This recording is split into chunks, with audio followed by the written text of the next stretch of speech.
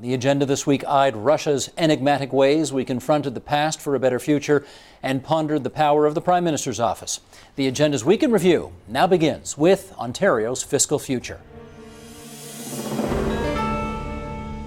You say you are on track to balancing the budget by 2017-18 by reviewing, renewing, and transforming all government projects. And I wonder if you could give us an example of one program that you have transformed that is therefore saving us money. Well, the Ontario Drug Benefit is one. We're trying to find better ways to bill, dispense, and enable the program to find savings. And that's creating $600 million in savings by doing so. We're trying also to look at our youth in the justice system. That's creating a lot of costs, and we know that by changing some of the systems and programs, providing supports for them, enable us to save some money there as well. All of that is creating an ability for us to still deliver the quality services that Ontarians depend upon, but at much better care.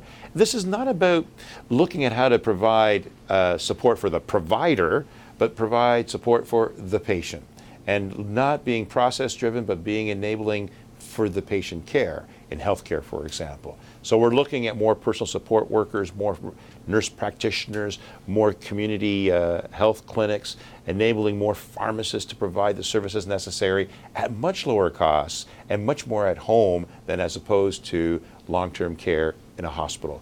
All of this enables us to save money going forward. Having said that, let me follow up with this. Your budget papers show that in future you want to cut $600 million in program spending, a number you have not hit so far, a number your predecessor, Dwight Duncan, has not hit so far. You say you can do it without cutting education, without cutting health care, without cutting children's services. If you haven't been able to do it so far to balance the books, what makes you think you can in future? Steve, we have actually been able to control our spending year over year. In fact, we have become the lowest cost government per capita anywhere in Canada. Our program spending is now at about 1.5%. That's the lowest anywhere. And we must ensure that we still provide the services and the care that's necessary and find the savings where we can. In fact, this year, we actually had a drop in revenue that was unexpected from corporate income tax. And yet, with that, we still recalibrated our spending and found an additional $1.6 billion in savings to move forward. Those are the kind of actions that enable us to get to balance. Do you think it's important that the province balance its books by 17-18?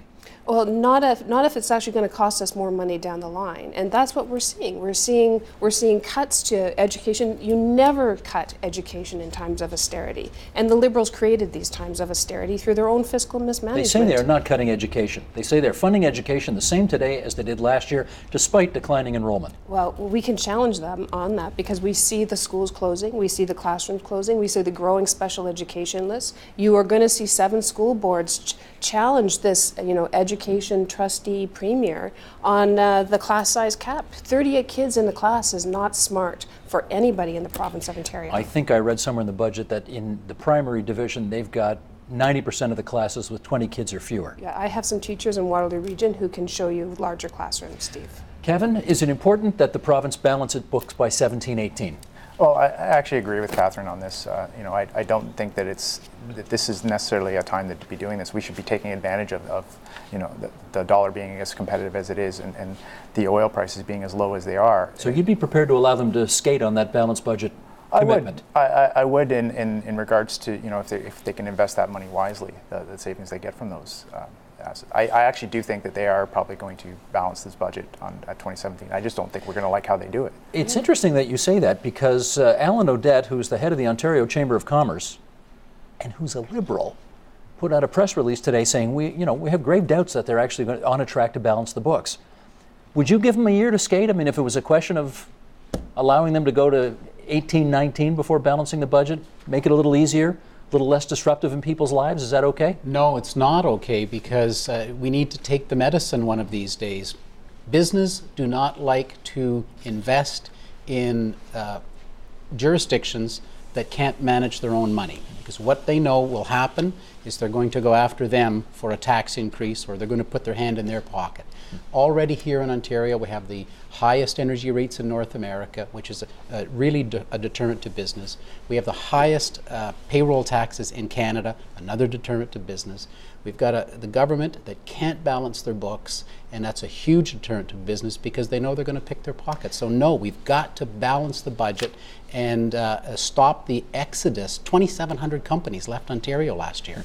Let's look at the deficit numbers, and you heard a great deal of skepticism out here, Leslie, that given the size of the deficit today and the projected balancing date of 2017-18, a lot of skepticism about whether or not you could get there from here. What's your view on that? Well, I certainly think the Ontario government has set themselves a challenging task. I mean, the biggest fiscal restraint still lies ahead of them. They've held, kudos to them, they've held program spending to 1.5% over the past 4 years. Well, now they have to hold it to 0.3% growth over the next 3 years. So, hopefully Deb Matthews' program renewal and transformation process finds, it's planning to find $500 million in savings across government departments every year for the next 3 years. It wasn't that long ago that every year the health ministry used to routinely get 5, 6, 7% increases because health inflation runs at, 4, 5, 6, 7%. Less than 2% is what they're forecasting for this year, and what they've actually managed to hold health increases to. Do they get some credit for that? I mean, it looks like they're on their way to doing it.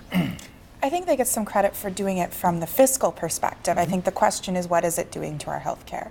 And today we had the public sector union saying they're already seeing nursing layoffs in some areas. Perhaps that's because demographically those areas don't necessarily have the demand anymore. But you are hearing hospital budgets are increasingly strained as they try to shift care to the community. But then you also hear that they aren't spending enough to get people the home care that they need fast enough. They've done a lot to meet 5-day targets that they promised a couple budgets back. But I'm very skeptical about holding the line so drastically in healthcare spending. I think one way that we could do it without it hurting programs that patients see is the physician compensation. I mean, the last deal was $13 billion, essentially 10% of the budget. 10 cents of every dollar that the province spends goes to a doctor. That's significant. And who'd you rather have get it? Well, what about alternative practitioners, pharmacists, nurse practitioners, and midwives could be doing a lot more in this province. They cost a lot less, but we aren't necessarily empowering them to do so because the doctor's lobby is so powerful. Got it. Martin, 17-18 is this drop-dead target. We will have the budget balance, so they have said over and over again. They haven't wiggled from that one iota. How urgent do you think it is, politically, that's an election year, that they balance that year? Politically, I don't think it's a big deal. I think people in the talking classes overestimate the importance of a balanced budget. I personally like balanced budgets. Call me a right-winger if you want, but I think one's ever called you that, Martin. It's a ploy. I think it's important because you need to conserve cash. If you're a Keynesian, you conserve cash in the good years so you can stimulate in the bad years. So why don't we bring it back? And we do have the biggest subsovereign debt in the world. That's the plan. Say that again. We of every jurisdiction of every subnational jurisdiction. Yes. So Ontario at $8.5 billion it's big. It is biggest deficit. But it's manageable. But it's only prudent to get it down, and everybody in the three parties agrees with that. To your question, can she do it? I think she has to do it. I think that's a target that, barring unforeseen economic circumstances, they intend to do it. But it's going to be hard. I think it's banking on zeros for the public sector workers. Teachers are already flexing their muscles, are not happy about having to renew again for another 2 or 3 years for more freezes. And they have to keep the program review on. Can they do the $500 million a year on a $130 billion a year budget? Probably. Is it easy? No. We have a view, I think, in the West about how the Cold War ended and the Soviet Union died. After reading your book, I think we have a complete misconception of what happened. Well, the dominant narrative, first of all, puts together the fall of the Soviet Union, the end of communism, and the end of the Cold War. And it declares the United States of America to be winner in the Cold War, which means that it is the United States of America that brought the end to communism and brought the end to the Soviet Union. That's what George Bush said. He said in his State of the Union, the Cold War didn't end, we won it. We won it, and more than that, for the first time he started to talk about victory on the day when President Gorbachev stepped down as the president of the Soviet Union, the first and the last president. And on that day, 25th of December, 1991, the White House issued a statement thanking President Gorbachev for helping and working together with Reagan and Bush to end the Cold War. And then later in the day, there was address to the nation by President Bush claiming victory in the Cold War. And what I am trying to say is that, first of all, the disintegration of the Soviet Union was never American or West's goal in the Cold War. And second, almost till the very end, the United States was doing whatever they could to save the Soviet Union and to keep it going. The other thing your book makes plain is that the Soviet Union came to an end not necessarily because of anything America did or any decision George Bush the father made at that moment, but that Ukraine brought it to an end. Make the argument. What are you saying? Well, Ukraine played extremely important role in the fall of the Soviet Union. The meeting that we just discussed, where they decided to dissolve the Soviet Union, took place after the Ukrainian referendum. At the referendum, Ukrainians voted for their own independence, not for the dissolution of the Soviet Union. But it turned out that they actually voted for everyone else, for Kazakhs and Belarusians and Russians, including Russians, that the Soviet Union would be gone. The question is why Ukraine turned out to be so important. Bush asked Yeltsin, at least as far as I know, twice about that. Once in the during personal meeting, another on the phone. And Yeltsin told him that if Ukraine is not signing Union Treaty, Russia is not signing either.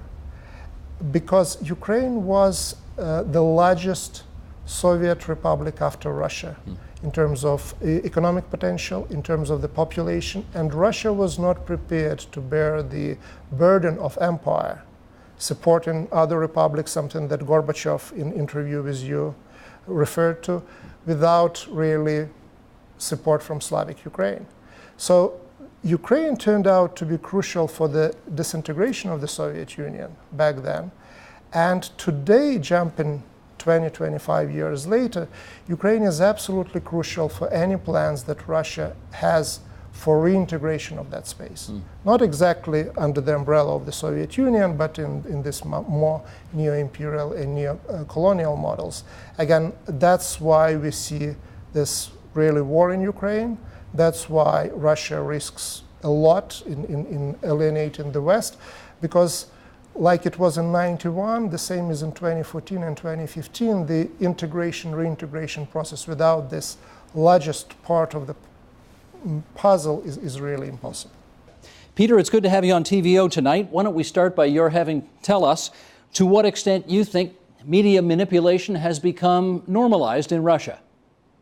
Well, listen, this is a very old tradition. In Soviet times, there was a very deep idea, a Marxist-Leninist idea, that through propaganda you could remake the world, remake society, control all of society. So the propagandist was always a demigod in Soviet Russia. And really that's continued into the Putin era, except now there's no one ideology. They're not trying to create the ideal communist or create the ideal communist society. They use media to sort of entrench Putin's power and now increasingly to wage wars. But information has always had not the role of journalism, not the role of speaking truth to power, but as an extension and one of the most powerful extensions of the Kremlin's sort of armory. How valuable do you think the current Russian president feels television to be as it goes towards fulfilling his aims, politically speaking? Well, listen. The first thing that Vladimir Putin did in 2000 when he becomes president, and this is before he takes control of the energy sector, before he takes control of the secret services, the bureaucracy, the first thing he does is take control of television. He gets rid of the oligarchs who played kingmaker and helped create him, and he takes it over. It is absolutely key to him He knows that when he was first nominated as Prime Minister, he had an approval rating of nothing, like 3% or something in 1999. He was purely created by the power of television. He's not a Chavez-like figure who's got who's not a true populist who can go to the people and get their backing and, walk through the slums with the crowds cheering behind him. He was a no-one created through, a made-for-TV war in 1999, and the war with Chechnya, and a huge television PR campaign and a televised politics. So for him, it's absolutely key. If sort of Stalin's power was 80% violence and 20% information, Putin's is 80% information, 20% violence. I'm going to give you a name, and I hope you'll tell our viewers who this person is. Anatoly Kashpirovsky. Who's that? Oh, Kashpirovsky, that's hilarious. So Kashpirovsky, golly, this goes back a bit. So it's the late Soviet period. Russian TV has always been very boring. Soviet TV, ballet and a bit of ice hockey, costume dramas. Suddenly, this odd-looking, very, kind of porn star-looking guy, very black hair and jet black eyes, appears on television, stares into the screen. And he's sort of a hypnotherapist / sort of like psychic guru, and started basically telling the whole of the Soviet nation that they should stay calm, that they, he would give them psychic powers through the power of television, that he could heal illnesses through television, and that he, if they were to put a glass of water in front of TV, that water, by the power of his mind, would be filled with positive energy. And it was a real shock to the system. I mean, he was kind of put on Soviet TV just as the Soviet Union was falling apart, to kind of keep the nation calm. Everything was falling apart.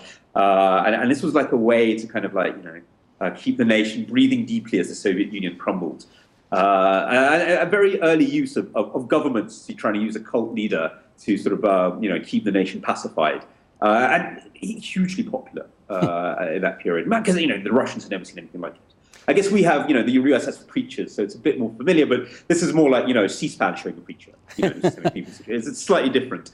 But so he was a big thing. Then he went off there, and then he made a return after the 2008 financial crisis, when again, I think there was a panic in TV that after the 2008 crisis, people were panicking, and he made a comeback.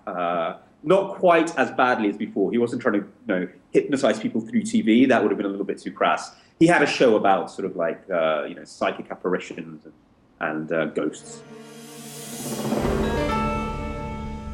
Marilyn Churley once lived a very public life. She was a high-profile Toronto City Councillor and Ontario Cabinet Minister in the NDP government of the early 1990s. But what a lot of people didn't know was that at age 19, Churley had given up a baby for adoption under quite appalling circumstances. She went on to make it her life's mission to open up the adoption disclosure system in Ontario. She chronicles it all in her new book, Shameless. And Marilyn Churley joins us now here at TVO. It's great to see you again. Great to see you too, Steve. So Marilyn, humor me here for a second. How many children do you have? I have two children. How many times over the years did you get asked, how many children do you have? And you only answered one. My daughter was born in Astra, the lovely Astra, was born in 1974. And from that time on until 1996, when I found my son, I would always say one, but inside I'd be screaming, two. I have two children. I met you, I guess, in 1988 for the first time when you successfully ran to be a city councillor. City councillor. I changed that name. It was me. It was, well, you're looking at an old City Hall reporter here, and we always called them aldermen back in the early 80s. But yes, Toronto City Councillor. And then 2 years later, you run in 1990 to be an MPP at Queen's Park, and you win. And shockingly, the NDP wins that election and forms the government under Premier Bob Rae. And you become the Minister of Consumer and Commercial Relations and the Registrar General for Ontario. Right. Which means you have access to all the adoption records in this province. That's right. How tempted were you to peak? Very. I was in charge, but interesting point, I didn't have access. I was in charge of all those records and got to sign the birth. In fact, I signed my grandson's birth certificate because he was born when, as an aside, when I was the Registrar General. But it was very tempting, and I would lay awake at night trying to devise schemes to get in there and find that record. And in fact, Bob Rae and the Revenue Minister and myself went up to Thunder Bay, where all of the records had been transferred under the previous Liberal government to open it, I cut the ribbon. The whole time my mind was on, how can I get down the hall into those records and then ask somebody where records like mine without giving the story away, which I couldn't. How can I do that? And my mind the whole time was on that. And it really did feel not as intense, but kind of like when I was looking through the glass, saying goodbye to my baby, looking through glass and not being able to touch him. So close, yet so far away. It was the same kind of feeling. The record is right down the hall. It's in there, and I can't get at it. There's no way I can get at it. And still to this point, we're 1990 now, or plus, you still have not told Premier Ray, you haven't told anybody about this first child yet? By now, some of my siblings knew. I don't think any of my colleagues knew. I don't think so. At Queen's Park.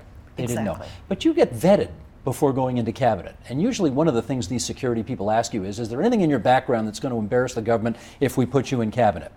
You didn't tell them about this? No, and also it wouldn't have occurred to me that it would be an embarrassing thing for a government. You know, that didn't occur to me. But secondly, it was such a part of who I was. Yet I didn't talk about it, but it didn't seem anymore like a disgraceful thing. That didn't occur to me, and I know with Bob Rae it wouldn't have been, by the way, had I told him. At what point do you start to say to yourself, I'm now a cabinet minister in the government of Ontario, the adoption disclosure laws in this province aren't working for me and many others, I need to be the one to champion this issue? Well, it didn't start with me. It actually started with the cabinet and Bob Rae. There were, and I write about them, and I started writing this book for them, by the way, for the incredible movement from the adoption community who had been working on getting disclosure laws changed for many years, well before my time. Parent finders and others who came along later. There was a lobby group lobbying our government to change the laws. I wasn't really a part of it because it mostly came under ComSoc, Community and Social Services, it was called then, although the Registrar General's office, which was my office, figured into it. And it just, the cabinet had so much on its plate. I know, I was there, so many demands. Just at the end of the day, we never got it on as a government bill. But Bob Rae did decide to support a private member's bill, and that was Tony Martin, who later became an MP. He was your guy from the Sioux. Yes, Okay. and he was a backbencher then, and he, with my support as the Registrar General, and Tony Silipo then, who's Minister of Community and Social Services, did the work behind the scenes, working with the adoption groups who were pushing to have the laws changed. I played a very minor role in that. I did what I had to do because at that point I didn't want to get involved. It wasn't that I was ashamed or embarrassed. It was more that I had not been in touch with my feelings over it. It was something that I'd kind of put aside. I didn't feel it was a conflict of interest, although in retrospect some might think it was. I didn't feel it was because I was just doing what I had to do to help somebody write the laws. But it was during that period of time that I started to get in touch with my real feelings about this and started to talk to some of the people, either adoptees who were looking or biological mothers, first mothers, and a few fathers. And I started to find out that my feelings were normal. Because one of the things, I didn't have shame about having a child out of wedlock, and I talk about that in the book. But I discovered that I had shame about wanting to find my baby so badly. Because we were told that if you're normal, you have your baby, you place the child for adoption, you walk away and get on with your life, which is what I did. But they also tell you that you will forget about it. They say you'll forget about it. You will forget you had a baby. You will get on with your life, and I believe that in a way. So I spent so many years of my adult life yearning for my baby, just so badly. But I didn't really talk to anybody about it because I think I was kind of ashamed of my strong feelings for wanting to find my son. And then I found out from talking to others that this was normal. Here's another excerpt from your book. This is a cute story. I recall one occasion a junior PMO staffer called my office demanding that a blog post I had written be removed because it was critical of the defense minister's handling of the CF-35 procurement, the fighter plane. I made myself deliberately unavailable so the PMO staffer was forced to speak instead to my employee in charge of posting to my website. My staffer stated that, quote, only Mr. Rathgaber has the authority to instruct me to post or remove things from his website. Incredulous, the PMO Prairie Issues Manager responded, you don't understand. I'm calling from the PMO. To this, my web manager responded, no, you don't understand. I work for Mr. Rathgaber. What's the lesson here? Well, I mean, it's an interesting anecdote, and I salute my staffer for standing up to the Prime Minister's office. Did they keep their job? Oh yeah, they did. She's still there. Okay. Oh, absolutely. I support that. That anecdote is unlikely to actually occur inside the Ottawa bubble, where most staffers in Conservative members of Parliament live in fear of the phone call from the Prime Minister's office asking them to do something or to get their member to do something. Now, of course, the advantage of being in Alberta is we're 2 time zones away, and you know, the Prime Minister's office minion can't, you know, physically come into my constituency office and yell at my staff. So they're able to be slightly stronger in their conviction of what their job is, and that their loyalty is to me and not to the Prime Minister's office. But I think the moral of that story is that very junior staffers in the Prime Minister's office think of members of Parliament and their staff as their employees, that we are somehow part of the extension of the communication branch of the Prime Minister's office.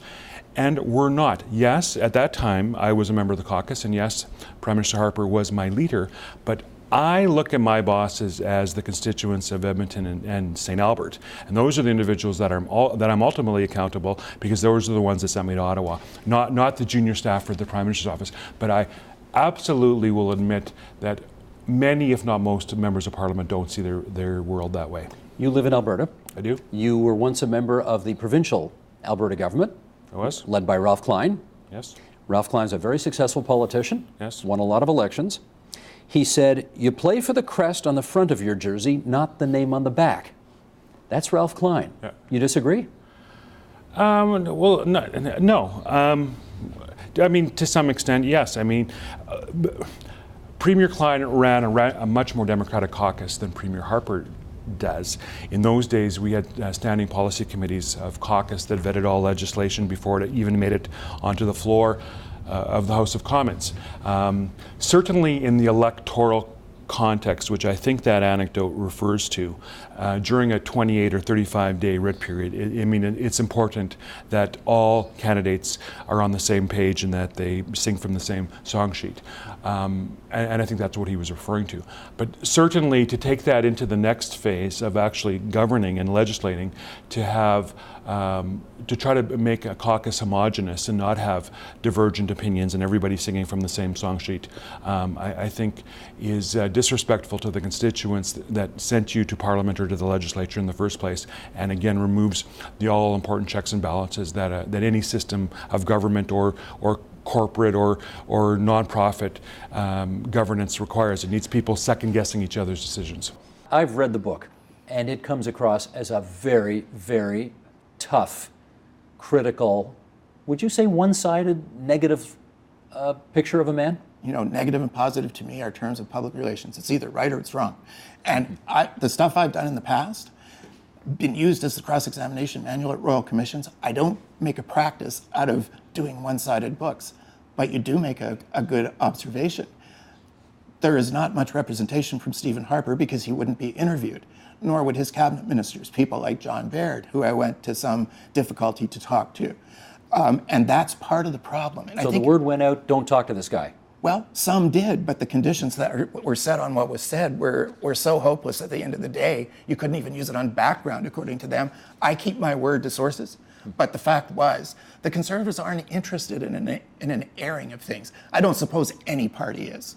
Paul Martin once said about politicians complaining about the media, a fisherman might as well complain about the sea, right? That's the way it is. Nobody wants to be undressed in public by an investigative journalist. And that includes the Liberals and the NDP, by the way. But this particular group, I think, has really had a frontal assault on our business, and our business has been way slower, in my estimation, to sense the danger and the threat to what we do than, for example, say, federal scientists who are a little quicker off the mark, union people who understand, I mean, their very existence is on the line if they don't fight back. We've sat back, and a lot of people have come up for reasons to saying, Stephen, it's just another politician. They all do the same thing. I think that's qualitatively wrong. I don't quibble. I don't take issue with anything you've said in the book in terms of its being inaccurate. I would not say that. But I read Paul Wells's book too. And Wells comes away with a completely different picture of the guy. He likes the guy, thinks he's going to win again in the fall. Why do you two look at the same information and come away with such different conclusions? I think everybody who writes a book adds to the public record. I bring a different mindset to the work I do. I don't set out to like or dislike. I don't know Stephen Harper, and I didn't try to write a biography of Stephen Harper. Ever met him? Yes. But what I have tried to do with this book is to take Stephen Harper up on his own comment, which was, don't listen to what a politician says, watch what he does. And time after time after time, I see Stephen Harper deceiving people. Do you think he's corrupt?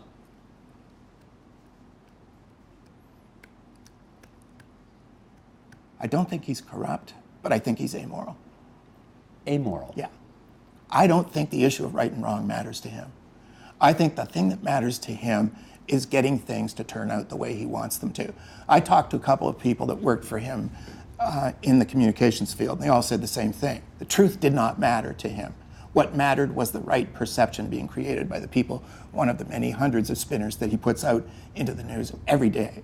And that's what drives Stephen Harper. And that's what Preston Manning meant when he said, I don't think words mean much to Stephen. But it's a tool. I hear you, but many conservatives I've talked to over the years say we take too much delight in being right and not enough delight in being in. And if you look at the situation in the province of Ontario today, you know, the Ontario Conservatives have lost 4 straight elections, in part because they just wanted to be so right about everything and public in their being right, and as a result, they've been out for 12 years. So can you blame Harper if he doesn't want to suffer that same fate? I don't blame him for that. He wants to be in. No, I think they all want to be in. I don't blame any of them for that. They all want to be in. But it shouldn't be the be-all and the end-all. And that is the Agenda's Week in Review. You can see all of those programs in their entirety on our website, theagenda.tvo.org. They're on our iTunes channel and on the YouTube channel at youtube.com/theagenda. Support Ontario's public television. Donate at tvo.org.